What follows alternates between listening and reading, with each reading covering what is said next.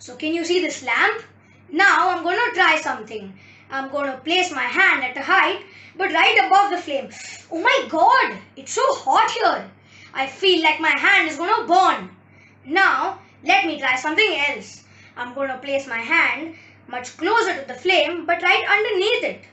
It's much cooler here.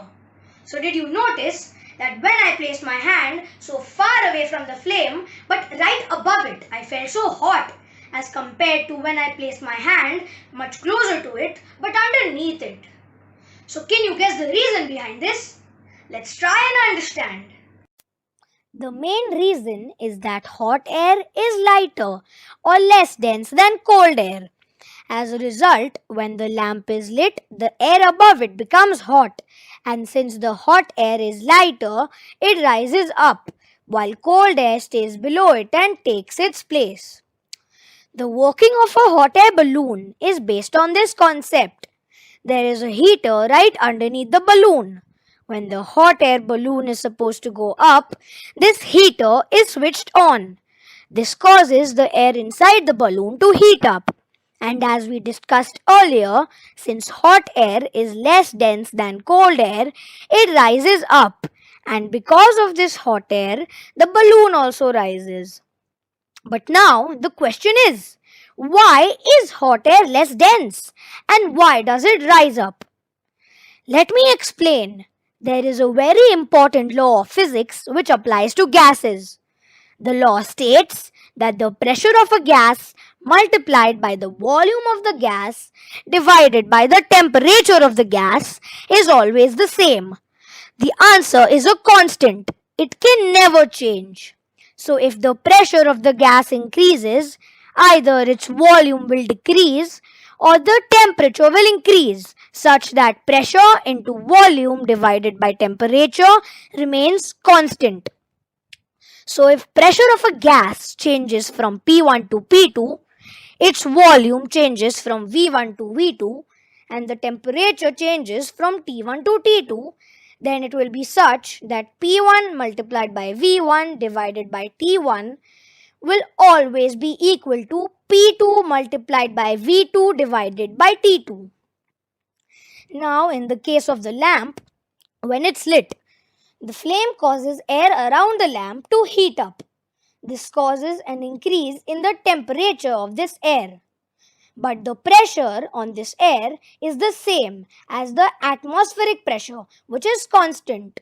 So temperature is increased, but pressure is not changed. And as pressure into volume upon temperature is constant, the volume of the air has to increase. Now we all know that the density is calculated as mass divided by volume. In this case, even though the volume of the air increases, its mass does not change. This causes the density of the hot air to reduce. And as we covered in the previous video of the submarine, the lesser dense the object is, the more buoyant force it experiences. So now, because of the buoyant force, the hot air rises above. Now that we have understood this, I have a question for you. Why is it better to have an air conditioner closer to the ceiling than to the floor?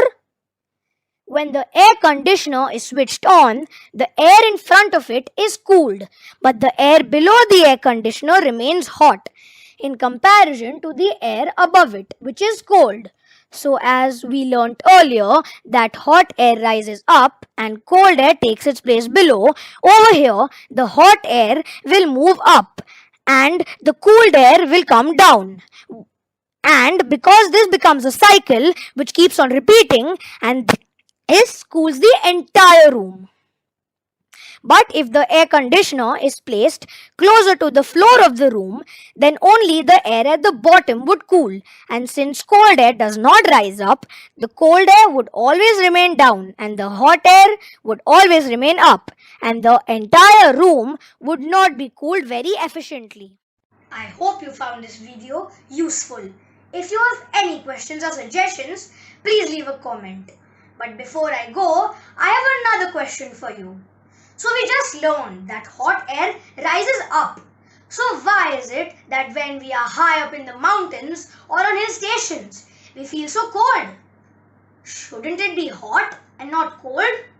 If you know the answer to this question, post it in the comment box or watch out for my next video.